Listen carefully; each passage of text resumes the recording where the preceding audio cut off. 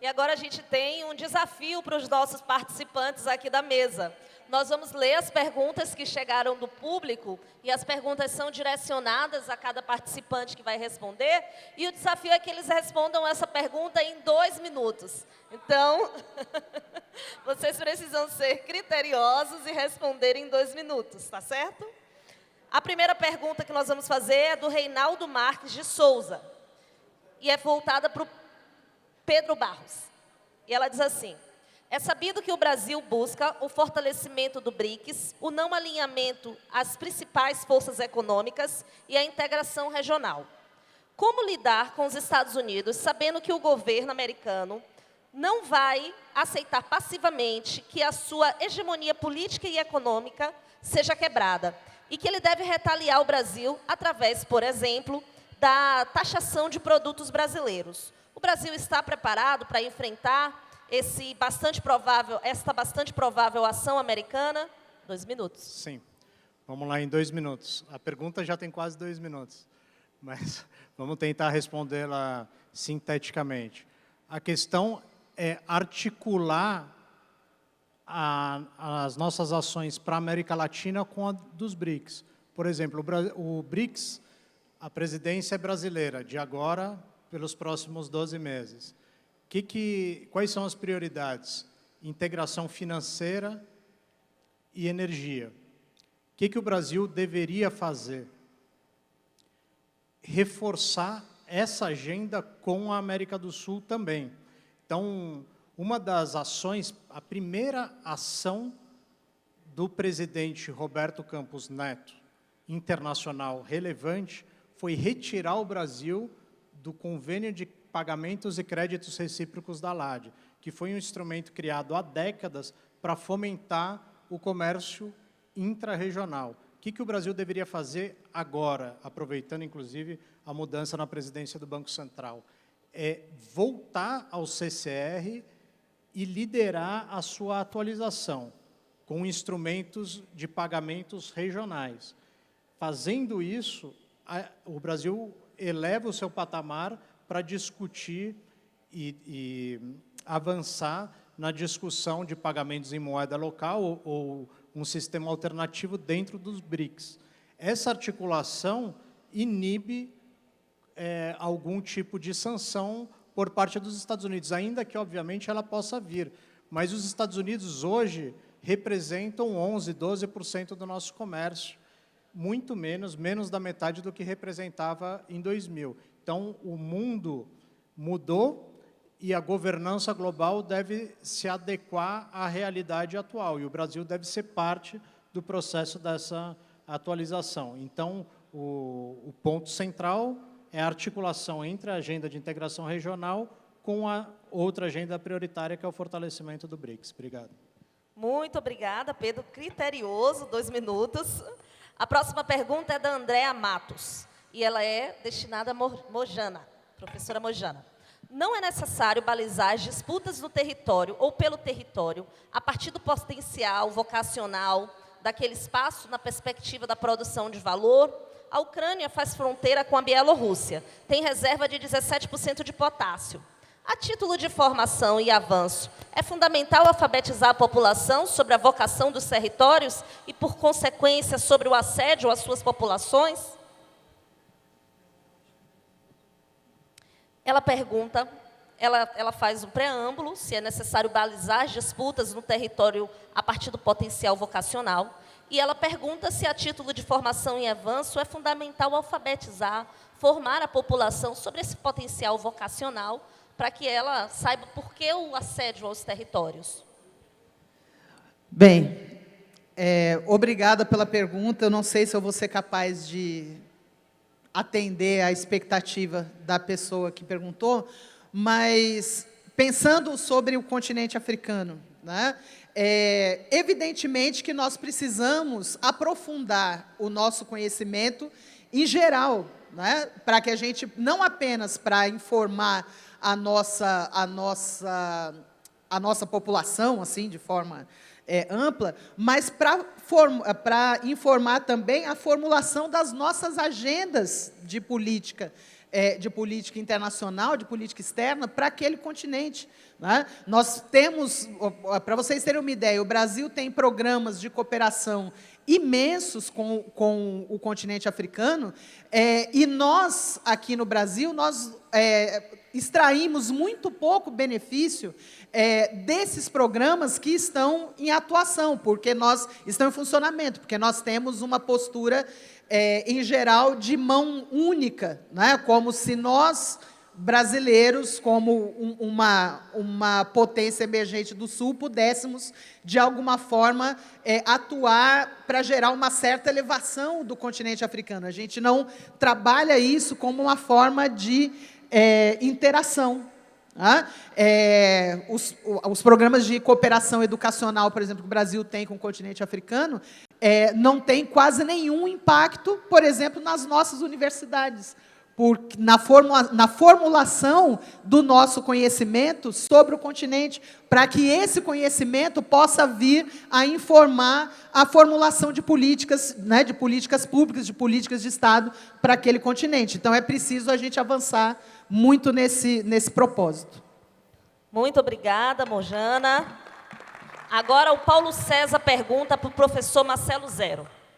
A possível moeda dos BRICS será realidade algum dia? Poderá competir ou até mesmo acabar com a hegemonia do dólar?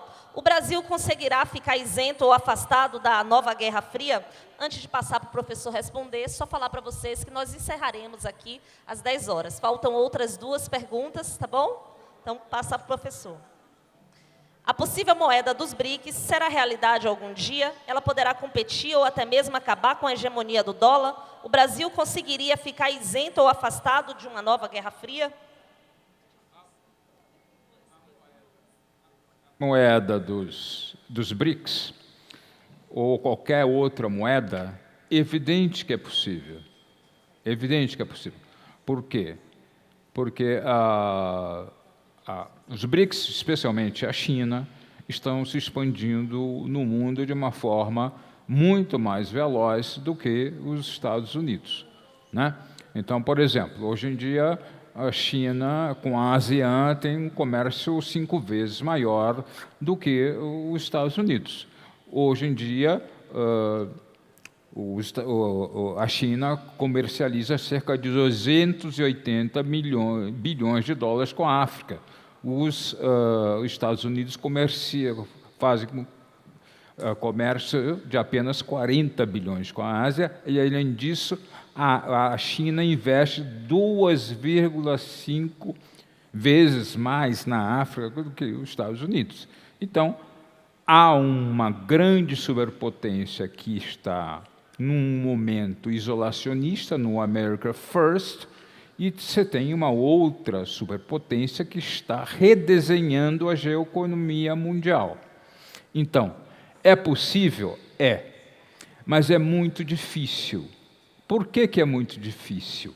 Porque não é uma decisão de governos, não é uma decisão ou uma mera articulação política de governos. Nós vivemos numa sociedade capitalista.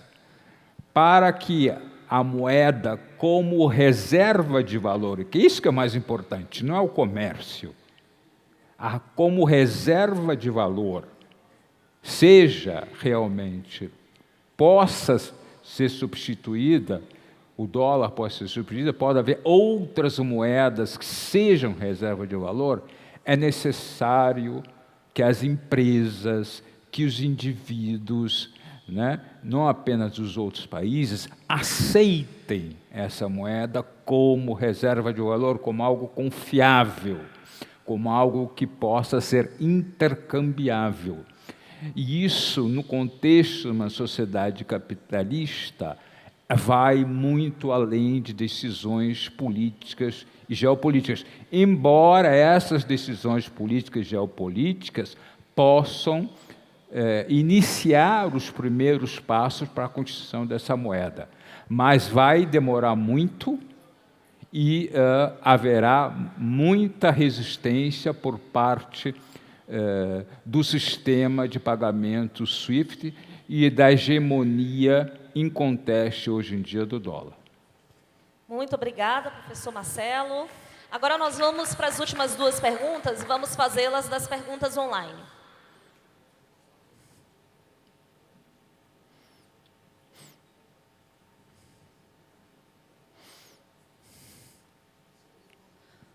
O Jamerson, de Recife, pergunta. Ele pergunta para o professor Fiore. O professor precisou sair porque esse evento estava programado até um horário e como nós tivemos um pequeno atraso, ele já não podia mais ficar. Então, a depender da pergunta, nós vamos direcionar a outro participante. Para cada proposta indecente de sanção dos Estados Unidos, precisamos estudar as invertidas comerciais possíveis a serem dadas no Trump. É possível a gente antever tendências de possibilidade de sanção da extrema-direita trumpista? Uma pergunta dos Estados Unidos, vou direcionar ao professor Marcelo Zero. 2 minutos, professor. Bom, vamos ser claros. Vamos ser claros. Eu acho que eu entendi o sentido da pergunta. Trump vai ser pior ou melhor do que Biden? Essa é a grande questão. Trump vai ser pior do que Biden. Porque Trump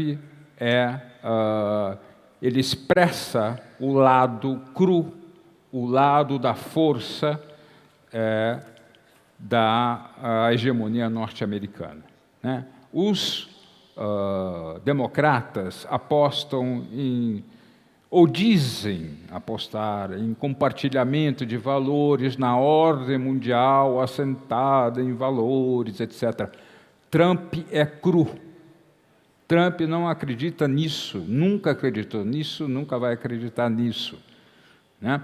Tem um artigo que saiu do Robert O'Brien, que foi consultor do Trump entre 2019 e 2022,